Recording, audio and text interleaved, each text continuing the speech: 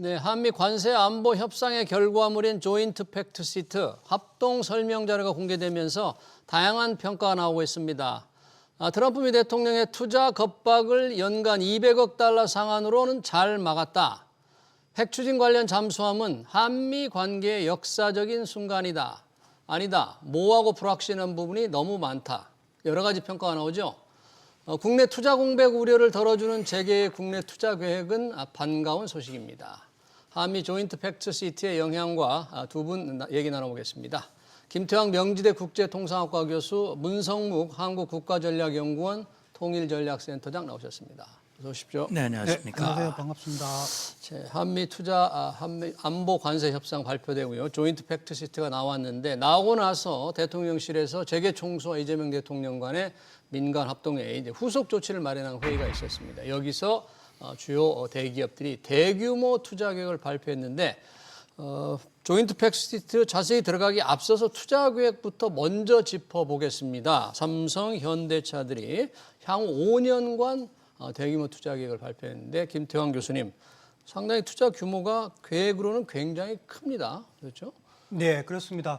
기간이 3년에서 5년이니까 단년도에 이행된다 하더라도 단년도로 보면은 우리 연간 GDP 거의 한 40%에 육박하는 그러한 규모로 투자 계획이 발표됐는데요. 예. 이 계획이 실행되려면 여러 가지 고려해야 될 변수들이 많지만 그럼에도 불구하고 우리 재계에서 우리 경제에 대한 환경 그리고 여건을 조금 더 긍정적으로 보고 재계가 적극적으로 투자를 하겠다라는 의사를 밝힌 점에서는 매우 긍정적으로 보여지는 부분이지요. 사실 관세 협상이 타결되면서 한 해 우리가 전체적으로 3,500억 달러 투자해야 되잖아요. 네. 그러니까 국내 투자할 돈이 부족할 것이다. 그래서 국내 인력 대학 도제자는 어떻게 채용하나 걱정이 많았는데 그런 우려를 좀 덜어주겠다는 의지가 좀 담겼다고 봐야 되지 않겠어요? 예, 물론 그렇습니다. 정부에서는 국민들이 우려하는 부분 연간 200억 달러 그러니까 2028조 원에 달하는 투자 금액이 미국으로 빠져나가면 국내의 고용 창출이나 기업 투자가 줄어들므로 인해서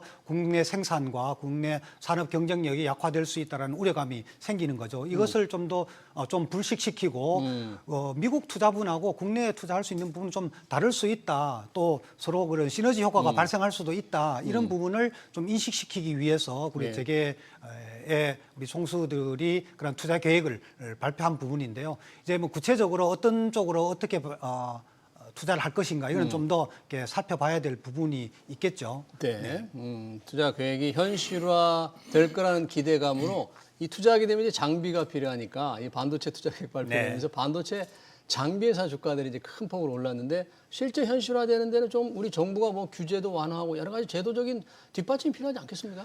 기업이 투자를 하려면 크게 보면 두 개 중에 하나를 해야 되겠죠. 하나는 이미 벌어놓은 수익이 그러니까 유보금으로 사내에 보유하고 있는 자본이 축적되어 있거나 아니면 향후에 앞으로 벌어들일 수익률이 창출될 수익이 발생하거나라는 건데 그러기 위해서는 기업이 만약에 전자의 경우에 기업이 투자를 적극적으로 하지 않고 자본으로 보유하고 있었다면 왜 그랬을까? 투자 환경이 투자하기에 적절하지 않았다고 판단하는 부분이겠죠. 그럼 두 번째로 앞으로 수익이 창출되려면 기업의 사업, 경영 환경이 개선돼야 되는 거죠. 그래서 대통령께서도 적극적으로 강조를 한 부분이 규제 개혁을 말씀을 하셨는데 그러니까 기업이 투자 계획을 발표한 것도 중요하지만 더 중요한 것은 기업이 실질적으로 투자를 이행할 수 있도록 사업 환경과 제도 정책들이 뒷받침되어야만이 그러한 기업의 의사결정이 실행이 되겠죠.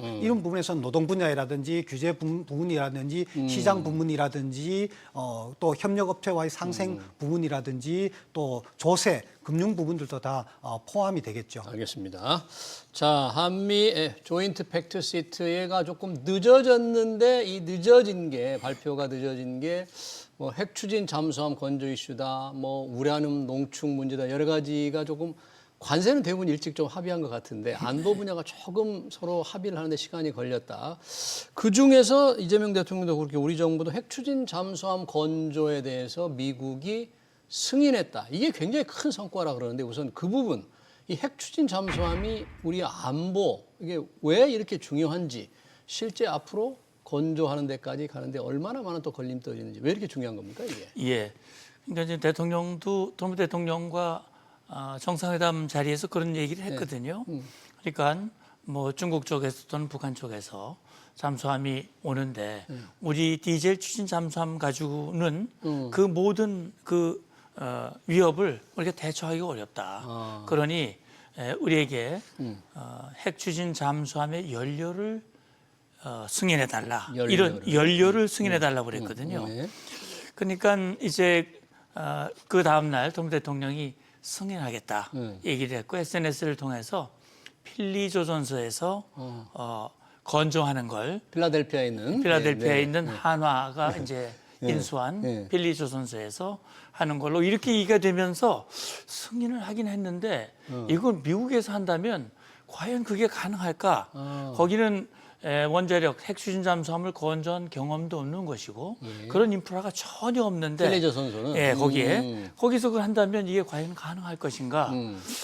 그래서 괜히 그냥 말만 이 생색만 내고 실제는 안 해주는 거 아닌가라는 그런 논란들이 많았거든요. 근데 다행히도 이번에 팩트 시트를 보면 그 팩트 시트 안에는 어디서 한다는 얘기는 나오지 않습니다. 어디서 한다? 어디에서 건조한다는 그 장소는 명시되어 있잖아요. 그런데 대통령실은 그렇게 얘기를 하고 있습니다. 이것은 한국에서 건조하는 것을 염두에 두고 협상이 진행된 것이다. 그렇기 때문에 당연히 한국에서 하는 것이고 다만 우리 한국은 지금 잠수함을 건조하는 역량도 세계 탑 클래스에 있고 그다음에 그 잠수함에 이 장착할 소형 원자로를 만들 기술도 상당한 수준에 이르렀기 때문에 그러기에 핵추진 잠수함이 사실은 30년 전부터 거론이 된 거거든요. 북한이 핵미사일을 개발하기 시작하면서부터 적어도 우리가 북한 핵미사일 위협에 효과적으로 대응하려면 우리가 핵추진 잠수함이 필요하다라는 걸 얘기를 했지만 사실은 미국은 뭐 아예 귀담아 듣지도 않았었죠. 그 시간이 굉장히 많이 걸린 겁니다. 저는 이번에 그 트럼프 대통령이 승인한다는 얘기를 들으면서 깜짝 놀랐어요. 엄청난 일이다. 이렇게까지 할 수 있었을까라는 이제 생각을 갖게 됐는데 사실 아시다시피 핵추진 잠수함을 가지고 있는 나라는 이 5개 안보리 상임이사국 5개 나라 플러스 인도 6개 나라만 가지고 있거든요. 그리고 사실 일본도 안 가지고 있습니다. 일본도? 네. 그다음에 이제 호주는 오커스 동맹에서 해주겠다고 얘기를 했지만 이게 30년까지 과연 미국에서 만들어서 주는 거거든요. 그러나 이제 우리는 미국의 승인을 받았고 팩트시트까지 나왔기 때문에 이걸 가진다고 하는 것은 북한의 핵미사일 위협, 특히 김정은도 핵추진 잠수함, 핵동력 잠수함이라고 하는데 이걸 지금 공개하고 있거든요. 그러니까 이거 우리보다 빨리 되게 되면 우리를 비롯해서 일본, 미국에도 큰 위협이 되는 겁니다. 따라서 핵추진 잠수함을 우리가 가짐으로 해서 우리 북한의 핵미사일 위협뿐만 아니라 한반도 안보 평화를 유지하는 데 있어서 매우 중요한 전략적 자산이 되는 것이고 우리의 그 자율성을 확보하게 된다 이렇게 볼 수 있습니다. 조인트 팩트 시트에 이제 어디서 건조하느냐가 구체화되지 않았다는 얘기는 앞으로 이 부분을 좀 구체화하는데 여러 가지 이제 변수가 있다. 그러니까 쉽게 우리가 한국에서 건조하는 걸 장담할 수는 없다. 이렇게 좀 볼 수도 있는 것 아닐까요, 김창훈 교수님? 이번 팩스 시트를 작성함에 있어서 여러 가지 고려해야 될 부분이 많았는데 특히 산업통상 분야에서는 구두로 발표한 내용들이 크게 바뀌어진 분이 없었는데 시간이 조금 걸렸던 이유가 알려지기로는 미국 내에서 에너지부라든지 국무부라든지 국방부와의 부처 간 협의 시간이 좀 필요했다는 그 자체가 핵 연료 사용 후 연료라 하더라도 핵 물질을 다루는 것이기 때문에 그거는 국제 IAEA의 또 승인도 받아야 되고 미국 의회의 승인도 받아야 되는 부분이고 한국이 만약에 평화적인 사용이라 하더라도 핵 추진 잠수함을 가지게 된다면 물론 10년 후가 되겠지만요. 그건 일본 또 호주, 중국, 북한 여기에 끼칠 영향, 파급 영향이 있기 때문에 이 부분들은 조금 더 신중하게 다루지 않았을까라는 생각이 들고 그러다 보니 이번 팩트 시트에는 다 다루지 못한 부분이에요. 이 얘기는 바꿔 말씀드리면 앞으로 한미 간에 협의를 하면서 풀어야 될 그런 숙제들이 과제들이 실무적인 협의 내용들이 무수히 많이 쌓여져 있다 이런 부분으로 해석할 수 있겠죠.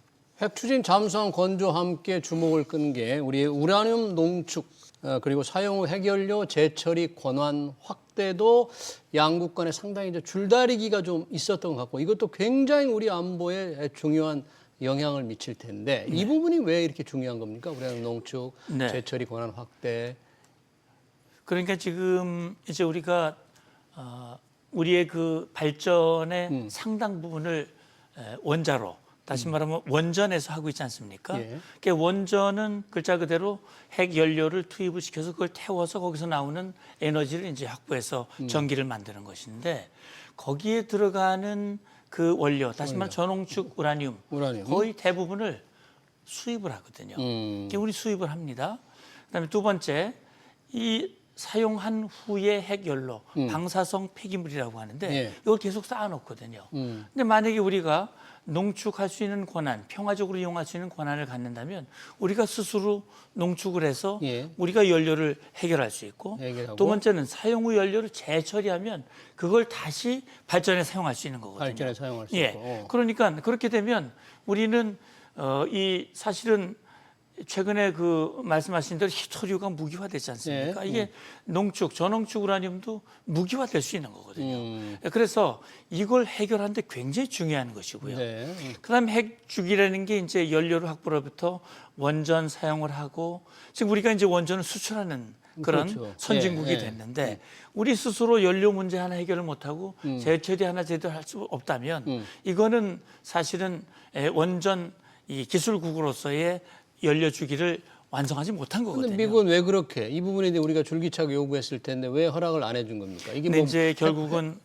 미국의 정책은 그런 겁니다. 미국의 중요한 안보 정책 중에 하나가 비확산이거든요. 핵 비확산. 왜냐하면 이게 전농축을 한다고 하지만 이게 조금만 농도를 높이면 무기화되는 거거든요. 고농축을 하면. 예, 고농으로. 재처리도 마찬가지입니다. 네. 재처리를 하면 그게 플루토늄? 플루토늄 탄이 되는 거고, 플루토늄이 나오는 거예요? 예, 농축을 하면 농축 우라늄 탄이 되는 것이고, 사실은 우리가 과거에 또 핵 개발을 시도했던 과거 전력도 좀 있고, 그러니까 미국 입장에서는 북한의 핵을 비핵화시키려고 하는데 한국이 북한이 핵을 보유하니까 한국도 우리 여론이 보면 네. 핵을 가져야 된다는 그런 여론이 많기 네. 때문에 네. 이걸 허용을 하면 한국도 핵을 보유하게 된다면 결국은 미국이 정말 중심적으로 취재하는 비확산 이게 어그러지는 것이 아니냐라는 그런 우려가 굉장히 컸는데 저는 이번에 미국이 그런 승인과 결정을 하는 것은 한국에 대한 신뢰감이 높아졌다.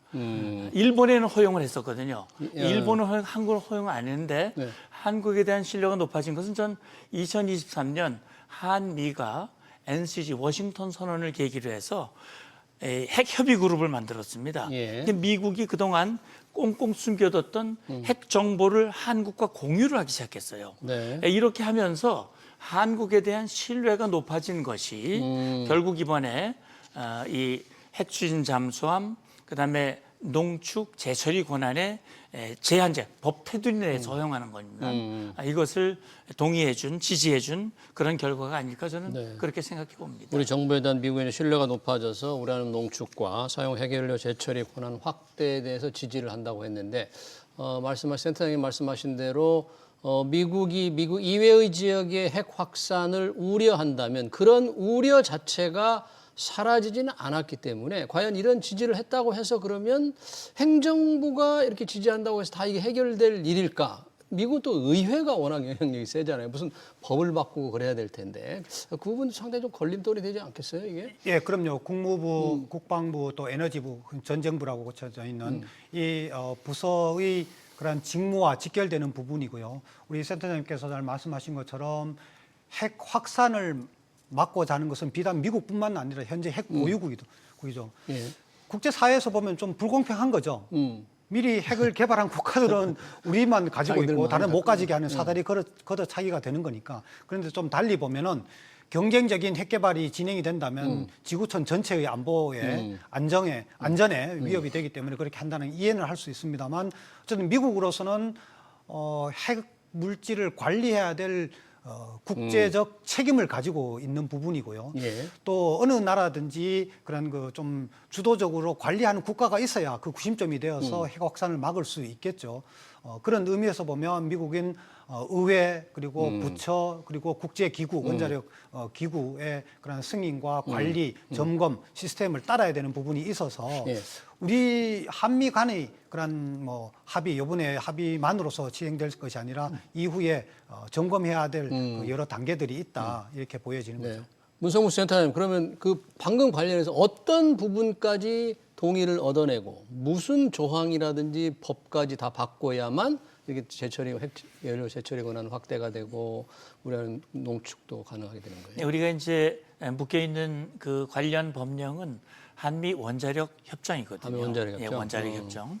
예, 원자력 협정에 의해서 우리는 미국의 감시 하에 정말 아주 제한된 부분에서만 우리가 뭐 연구라든지 그런 프로젝트에서만 예. 우리가 허용이 되어 왔는데 일본도 원자력 협정을 맺고 있죠. 그래서 일본과 원자력 협정에서는 일정한 수준에서 재처리, 그다음에 전홍축 우라늄 확보 이걸 일본에게는 허용을 해주고 일본에 있거든요. 허용해줬다. 그렇다면 우리가 그 원자력 협정을 개정한다는 표현은 팩트시트에는 없습니다. 그러니까 바뀌어져야만 되는데 그 법이. 예, 그렇습니다. 그러니까 절차를 지지한다고 얘기를 했기 때문에 저는 이제 본격적으로 예. 아마 이 협정의 개정을 위한 일단 문을 열었다고 봅니다.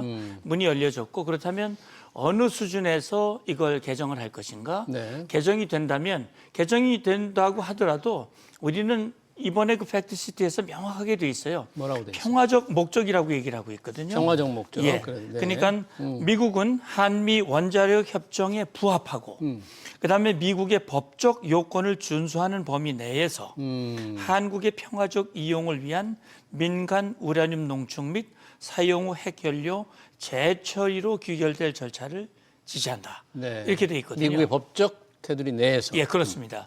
그러니까 아마 미국에서는 아까 우리 교수님 말씀하신 대로 이제 관련 부처, 에너지 부처라든지 또 국무부라든지 또는 국방부라든지 근데 이제 이번에 한미 국방장관 회의도 있었거든요. 그 이후에 있었죠. 정상회담 이후에. 국방장관 회의를 통해서 미국의 피트 헤그시스 국방장관이 한미 정상회담 합의를 국방부는 미국에서 이제 전쟁부로 이름을 다시 바꿨는데 아직은 뭐 절차가 좀 남아 있다고 그래요. 그래서 아직은 국방부라고 우리 부르는데 그래서 전적으로 지지한다라는 그런 입장을 밝혔기 때문에 네. 제가 볼 때는 이제 문이 열렸으니까 이걸 이제 하나하나 절차상 이걸 이 실제 법적 제도적 장치를 마련함으로써 우리가 그 권한을 확보할 수 있는 길을 이제 얻어야 되겠죠. 시간은 좀 많이 걸리겠네요. 그렇게 당장 몇 년, 2, 3년 내에 이루어질 일은 아니네요, 이게. 예, 이제 물론 이 뭡니까 이 핵추진 잠수함의 경우는 시간이 좀 시간이 걸립니다. 걸리고. 왜냐하면 핵추진 잠수함은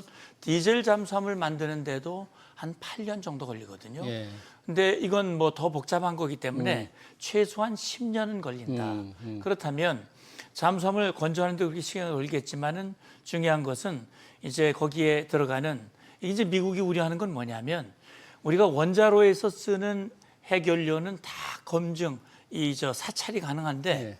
잠수함에서 쓰는 건 물리적으로 사찰이 불가능하거든요. 그래요? 그렇기 때문에 그거는 정말 그것과 관련된 철저한 관련된 아마 한미 간의 별도의 협정이 마련돼야 될 거라고 봅니다. 자, 조인트 팩트시트에 여러 가지 내용이 담겨 있는데 저희가 이제 안보 위주로 좀 많이 했고요. 이제는 이 투자 관련해서는 우선 가장 확정적으로 된 게 그 사전 협의에서도 확정적으로 됐습니다만 조선업에 1,500억 달러 투자하기로 합의한 겁니다. 일명 마스가 프로젝트. 이제 속도가 날 텐데 이제 어떤 형식으로 진행이 될까요? 이 마스가 프로젝트라는 게. 이 부분도 아직까지 구체화된 것은 아닙니다만 미국으로서는 조선 산업의 부흥이 제조업 전체의 재건 틀 안에 있지만 특히 해군 함정의 건조 역량이 지금 거의 제로 상태에 있기 때문에 그거 복원하는 것이 주요한 그런 목표입니다. 근데 예. 그것이 시간이 많이 걸리겠죠. 우리로서는 조선 산업이 우리 국가 경제 산업 전체로 보면은 GDP에서 차지하는 비중은 뭐 1%도 안 됩니다. 한 0.56% 정도밖에 안 되니까 예. 그건 부가가치 기준으로 그렇습니다. 참 우리 취업자 수도 보면 네. 외국인 근로자가 한 15,000명에서 한 2만 명 정도 보면 국내 근로자의 수가 한 95,000명 정도 되어서 예. 크게 전체 취업자 수에서 차지하는 비중은 적습니다. 고용 창출이라든지 혹은 부가가치 생산력 향상에는 크게 큰 비중은 아니지만 그건 부가가치 기준이기 때문에 예. 조선 산업의 선박 건조하는 데 들어가는 막대한 양의 철강이라든지 거기 기계 장비라든지 이런 연관 산업 효과가 크게 일어날 수 있기 때문에 기간 산업으로서 국가 경제에 끼치는 영향이 커진다고 보여집니다. 이번 미국에 대한 1,500억 달러 투자는 예. 민간 부문에서 이루어지도록 되어 되어 있는 있거든요. 거죠. 그래서 주요 원청 기업이라고 볼 수 있는 HD 현대라든지 한화오션이라든지 삼성중공업이 거기 이 기업들은 그런 선박 건조를 하는 주요 기업들이고 이와 관련해서 시스템을 설계를 하고 또 기계 장비를 납품하고 협력 업체들하고 치면은 큰 조선 산업 군단이 이제 진출하게 되는 부분이죠. 그런데 그것이 어떻게 진행됐거나 아직까지는 큰 그림만 그려져 있지 세부적으로는 그려져 있지 않고요. 예를 들어서 필리조선소만 하더라도 하나오션이 인수했고 지금 확장하는 계획만 가지고 있지 실제로 그것이 지금 가동되고 있지를 하기 위해서는 상당한 적어도 2, 3년의 시간이 필요하거든요. 거기에 우리 기술 인력들이 들어가야 되는 부분이고 한국 조선 산업의 시스템을 미국으로 옮겨가서 그것을 리빌딩을 해야 되는 과정이기 때문에 시간이 좀 필요할 겁니다. 네. 지금 조선업 관련해서는 또 하나 합의한 게 미 해군 함정, 군용 해군 함정도 국내에서 지을 수 있게, 건조할 수 있게 뭔가 제도적 개선책을 모색하기로 했다. 이 표현이 조금 선명하진 않은 것 같습니다. 미 해군 함정을 과연 한국에서 건조할 수 있느냐. 그런 가능성, 이것도 문을 열어둔 겁니까? 이거는 어떤 양국이 어떻게 합의한 거예요, 이 부분은? 이게 지금 뭡니까?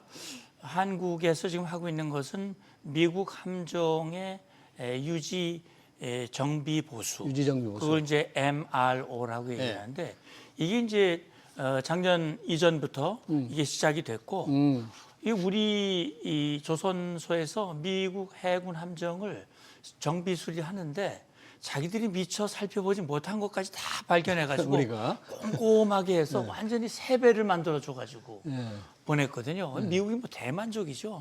그러니까 그런 걸 보면서 이제 교수님 말씀하셨지만 미국의 함정 건조가 이제 거의 바닥이고 중국은 뭐 눈부시게 발전하는데 이걸 뭐 자체 역량으로 하기는 너무 지금 벅차고 그러니 한국 뛰어난 기술을 가지고 있는 한국 건조 역량이 뭐 뛰어나니까 이걸 좀 해야 되겠다. 그런데 걸림돌이 뭐냐?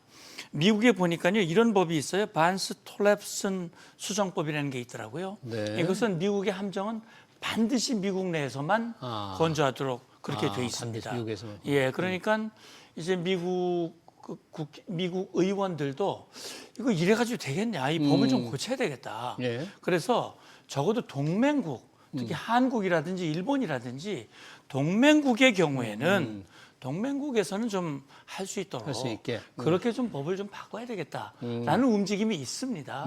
그러니까 이제 이번에도 한미 정세 트럼프 대통령이 그런 기대감을 얘기를 했고 그다음에 이번에 팩트시티에서 관련된 이제 문안이 합의가 됐고요.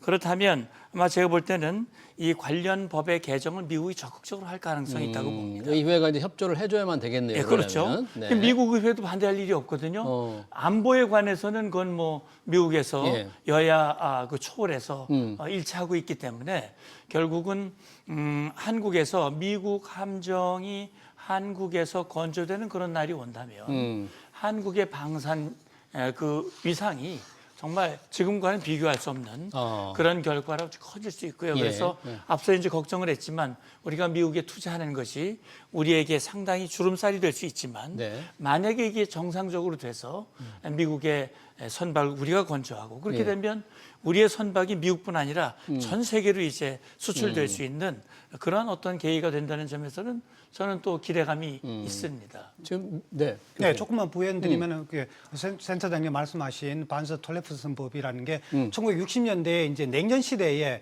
미국의 그런 해군 함정의 정보 유지 보호를 위해서 있었던 부분인데 당장 미국 해군 함정을 국내에서 건조하기 전 단계로 우선 아까 말씀하신 센터장님께서 말씀하신 그 MRO 그 유지 보수 운영 체계를 그 선박들을 한국에서 할 수 있다면 그 다음 단계로 나아갈 수 있는 디딤돌이 되겠죠. 이것은 틀림없이 미국은 또 일본과 한국을 경쟁시킬 겁니다. 일본에서 할 수도 있고 한국에서 할 수도 있고 말씀하신 것처럼 동맹국이 신뢰가 가는 정보 보안이 되는 동맹국에서 그 유지 보수를 맡길 터인데 이 부분에 이번에 우리 조선 마스가 프로젝트를 할 때에 이 부분을 좀 더 적극적으로 반영을 해서 MRO의 상당 부분은 한국에서 할 수 있도록 그렇게 한다면 우리 국내에서 조선 산업의 산업 공동화 우려에 대해서 상당히 좀 불식시킬 수 있지 않았을까 이런 생각이 드는 겁니다. 지금 MRO 해군의 유지 정보 보수는 우리나라에서 이미 하고 있다 그런 얘기죠? 하고 있습니다. 이미 시작을 했으니까 네. 그게 조금 경험을 쌓고 미국에 많이 만족을 시키면 이제 짓는 것까지도 나아갈 우리가 기대를 할 수 있겠다 그렇습니다. 이런 어제 얘기네요. 그 미 해군 참모총장이 한국을 방문했고 한국의 조선소를 직접 가서 현장을 보고요. 대만족을 하고 정말 한국과 협력하고 싶다. 라는 얘기를 했거든요. 우리 기업이 국력입니다. 우리 예, 기업의 예, 기술력이. 그런 점에서 봤을 때는 저는 희망적인 부분이 있고요. 한미 동맹의 발전은 우리 안보뿐 아니라 이제는 경제 분야에서도 한미가 함께 가는 그런 동맹이 될 수 있다면 우리에게는 큰 힘이 되지 않을까라는 생각을 합니다. 지금 이제 조인트 팩트 시트에 앞서서 우리가 이 부분에서 굉장히 걱정했던 것 중에 하나가 우리나라의 투자 규모입니다. 지금 연간 상한선은 이제 200억 달러로 묶었기 때문에 우려감이 좀 적어졌다. 이렇게 이제 정부가 대통령실에서 이제 설명을 하는데 전체 규모는 3,500억, 조선업 빼면 2천억 달러, 2천억 달러는 연간 200억 달러. 이게 외환 시장의 충격을 걱정했잖아요. 어떻습니까? 이제 이 정도 조치로 조금 우리가 좀 만족해도 안도해도 될까요? 외환 시장? 한국은행에서 낸 보고서에서 최대한 우리 경제가 부담할 수 있는 한도가 200억 달러라고 얘기를 했는데 그것에 200억 달러 꽉 채운 거죠. 지금 외환시장에 이상한 것은 한국이 수출이 지금 20개월 이상으로 계속 경상수지 흑자가 나타나는데도 불구하고 환율이 지금 올라가고 있습니다. 예, 1,450원에서 떨어지질 않습니다. 네, 그런 걸 봐서는 외환시장의 변동성이 조금 있어 보이고요. 우리 기재부 장관께서도 예의주시하고 있다라는 그런 메시지를 시그널을 보내왔었는데 200억 달러라면 28조 원이 되는데 매년 평균 치면은 매년 28조 원이 외환시장에서 달러 수요로 옮겨간다는 거죠. 그것은 변동성이 적지 않을 것 같고요. 국내 예산으로 봐서도 내년도에 국방 예산의 43%에 해당되는 규모이고요. 예. 또 R&D 투자의 80%에 대한 부분이기 때문에 굉장히 큰 규모입니다. 정부에서 발표하는 것처럼 외화 자산의 수익을 가지고서 조달할 것이기 때문에 외환 시장에 주는 충격이 적을 수 있다라고 하는데 사실은 외화 자산의 수익도 그게 다른 데로 투자되지 않으면은 외환 보유고로 유입이 돼야 될 부분이거든요. 쌓이는 건데. 그렇죠. 쌓이는 건데 그것이 외환 시장에 충격 주지 않는다라는 것은 조금 이해하기 어렵고요. 어쨌든 미국에 투자하려면 달러로 투자를 해야 되기 때문에 그런 변동성에 대해서는 계속 지켜봐야 될 부분이 있을 것 같습니다. 네, 알겠습니다. 정부가 발표한 한미 조인트 팩트 시트, 우리 경제와 안보에 미치는 영향 관련 토론 여기서 마치겠습니다. 지금까지 김태왕 명지대 국제통상학과 교수, 문성묵 한국국가전략연구원 통일전략센터장이었습니다. 고맙습니다. 감사합니다. 고맙습니다.